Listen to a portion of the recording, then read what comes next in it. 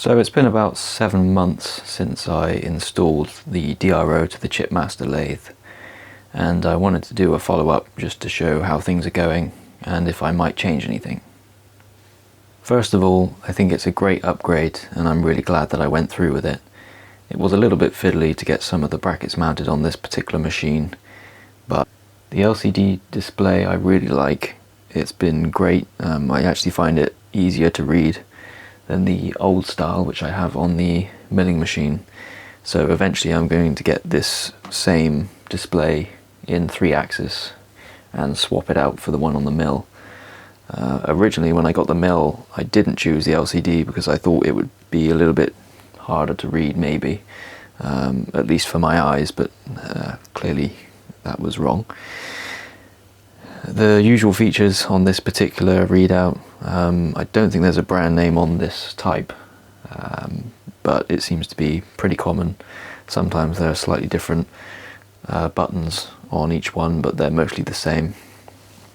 Like many readouts, the magnetic scales are set in metric, so it does work best on the metric unit side. If you are on the imperial side, it doesn't let you input certain numbers. So if we were changing the X to 1.256 and then hit enter, you can see it's gone to the nearest, or it's gone up. It goes up or down depending on the number you choose. So I haven't really found a way around that. It seems like it's not uncommon for higher cost branded digital readouts as well. I believe it's just because the encoders are in metric and then the units themselves switch and calculate the dimensions between metric to imperial, which for some reason it won't let you change to certain numbers. I suppose if they're a division of the imperial system. I've finally switched to trying to do everything in metric as much as possible, which is easier. I won't start that argument, but it is. One of the other things I wanted to discuss 7 months on was these chip guards that I made. I've basically, although I've been cleaning the machine because I use it pretty much every day, I haven't taken off this cover. So I thought now would be a good time to take it off, check to see how much is getting in there. So let's see if this works fairly well, or whether I need to change it. Get my hands out of the way. I work mostly with brass, so it gets everywhere. I think you can probably see that where there was a recess in the extrusion, I cut a piece of felt. It's actually furniture felt for sticking on the feet of furniture. It's what I've also used for the way covers as well. It works really well, and that has blocked any of the chips that are getting in from the top of the cross slide. Haven't gone past that felt.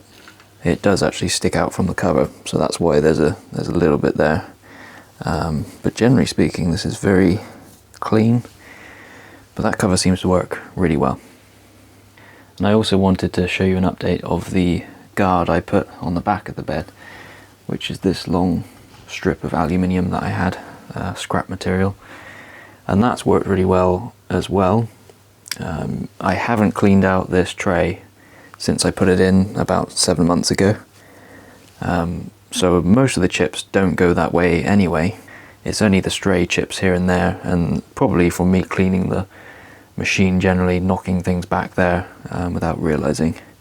But that's done a really good job of keeping the sensor, which is underneath here, and the encoder strip nice and clean.